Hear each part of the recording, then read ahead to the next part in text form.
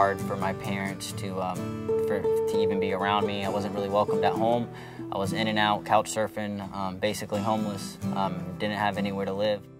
I tried to start at life and got a really good job, and I just couldn't hang on to it because of my addiction. And instead of sending me back to jail, my probation officer suggested that I come to the Salvation Army.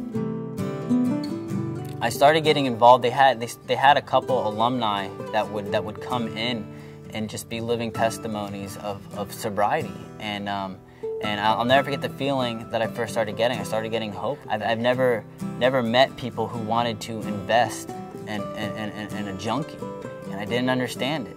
But I honestly, for the first time in my life, just felt the love of this God that they talked about. I mean, we've tried to say no zillions of times on our own, only to give in a moment of self-weakness. So when we say no now, it may be coming out of our mouths, but it's the power of God that's backing it up. So no means no to drugs and alcohol today. My perception of alcoholism and drug addiction, it is a demonic possession, and the only way to fight a demon is with Christ.